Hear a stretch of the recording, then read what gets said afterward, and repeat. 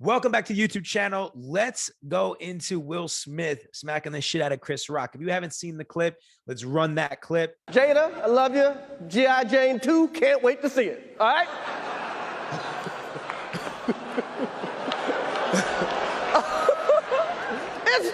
that was a nice one. Okay. I'm out here.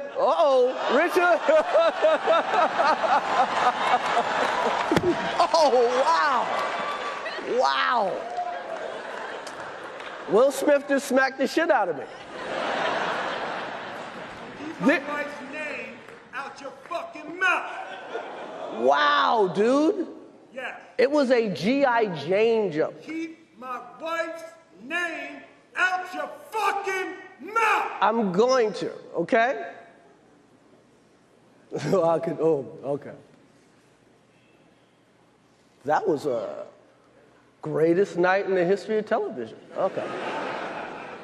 Okay. They took the sound off when it happened in America, but if you listen to some of the other countries like Japan, you hear Will Smith just yelling, "Keep my wife's name out of your fucking mouth." And I heard Denzel Washington and all these other actors are trying to hold him back as publicists ran out. I'm curious, what do you guys think? What, real or fake? And right or wrong? Does he owe Chris Rock an apology? And in my opinion, first of all, I feel that Will revealed his trigger, revealed a wound. In his book, he talks about having a wounded heart and having erratic behavior. Well, we just saw that. And that lives within each and every one of us.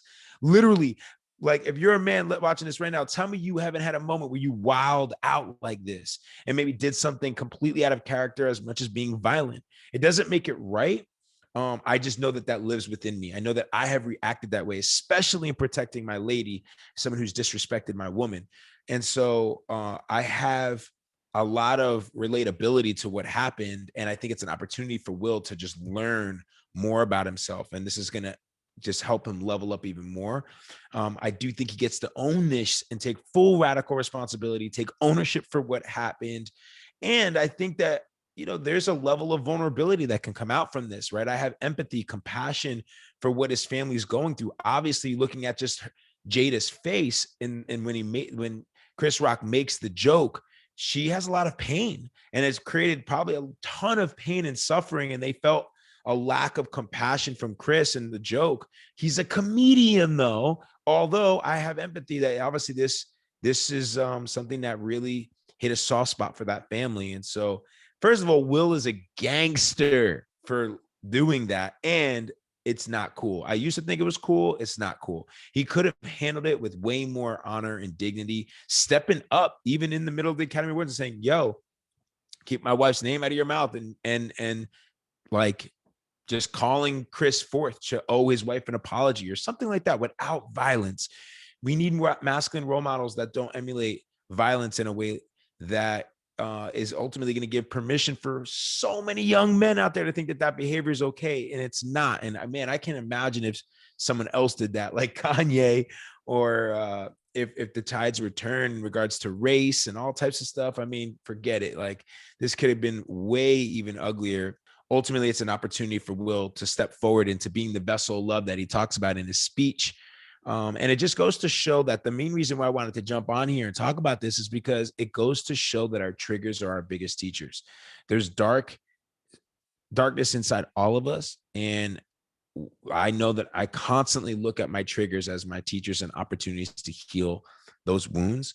And for me, violence has been a huge part of my life. And so I relate to this so much because so many of my triggers have ended up with me being violent because I grew up with violence. I had kids chasing me with bats, people getting stabbed, me getting jumped countless times, violence in my home. Violence is just something that I experienced so much. So I grew up with violence. I grew up emulating that when I was triggered, and I decided at one point, like, okay, that's not healthy. That's not a healthy way that I want to be a role model, a leader, a man, especially now becoming a father. And so, yes, I want to also know, don't fuck with my family. There's one thing you do not do. You do not cross the boundary of fucking with my family, my kids, or my woman.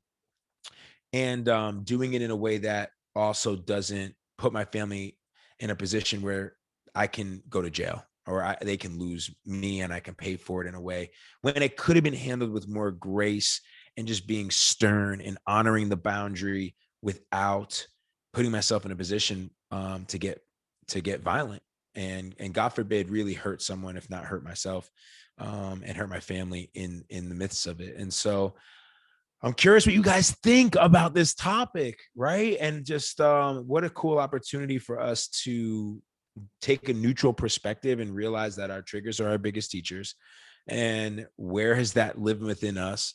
And I'm curious to see how Will, as a leader, steps forward going forward. Because right now he's probably in a little bit of righteousness, justifying his actions. And we get to honor how Jada feels in this and what they're going through. And I'm curious how he also just comes out and apologizes and recognizes that that was out of character. And so having said that, I'm curious what you guys think. Comment below. I'm curious what you guys think. Holla at me on Instagram if you're on the podcast right now. And shout out, I'm still a huge fan of Will Smith. He's still one of the greatest men out there that I know.